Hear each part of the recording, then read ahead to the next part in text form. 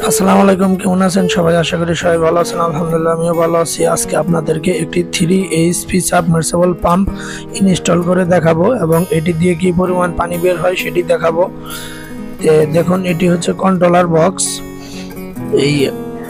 এটার ভিতরে কানেকশন করা আছে। মোটরটি কিভাবে সেটআপ হবে, মোটর থেকে যে 3টি তার বের হয়ে আসছে এটার ভিতরে কানেকশন করা হয়েছে। দেখুন এটার ভিতরে কি থাকে। একটি ইনটেক প্যাকেট, এটির ভিতরে আমরা কন্ট্রোলার বক্স পেয়েছি, ওয়ারেন্টি পেপার পেয়েছি ও এআইবি টেপ ও একটি পিভিসি টেপ পেয়েছি। দেখুন এটি হচ্ছে 3 HP মোটর এবং তার পাশে এটি হচ্ছে পাম্প। এখানে পাম্প আর মোটর দুটি আলাদাভাবে ওনারা প্যাকেট করেছে।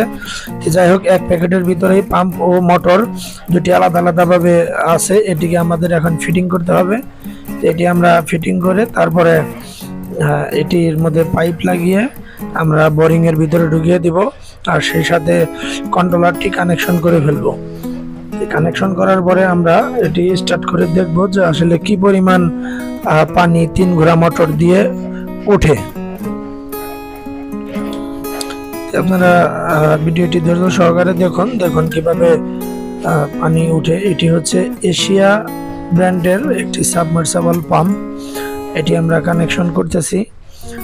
পাম্প এবং মোটর দুটি একত্রে আমরা স্ক্রুগুলো লাগিয়ে জয়েন করে এখন আমরা বোরিং করতেছি। বোরিং এর ভিতরে এটি লাগিয়ে দিয়েছি। সো এটি কন্ট্রোলার। দেখুন কন্ট্রোলারের ভিতরে কি থাকে।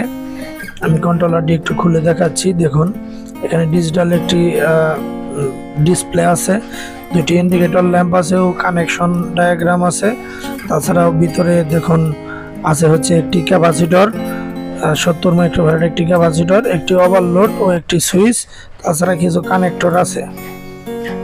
এই হচ্ছে কন্ট্রোলার বক্সের ইলেকট্রিক্যালের পার্টস পাতি ও কানেকশন সরঞ্জামাদি। এখন আমরা এটি কানেকশন করে পানি উঠিয়ে দেখাবো যে কি পরিমাণ পানি উঠে। এটি একটি সিঙ্গেল ফেজ সাবমার্সিবল মোটর। এই মোটরটি নতুন আনা হয়েছে, আগের মোটরটি নষ্ট হয়ে যাওয়ার কারণে এটি নতুন লাগানো হবে। লাগানো হয়ে গেছে, এখন একটু চেক করে দেখি। দেখুন কি পরিমাণ পানি বের হচ্ছে। এটি হচ্ছে 2 ইঞ্চি ডায়া পাইপ। এই 2 ইঞ্চি পাইপ দিয়ে পানি বের হচ্ছে 3 ঘোড়া মোটরের পানি। দেখুন এই হচ্ছে পানির স্পিড। আমার কাছে মনে হয়েছে পানির স্পিডটা তুলনামূলক কম আছে। সবাই ভালো।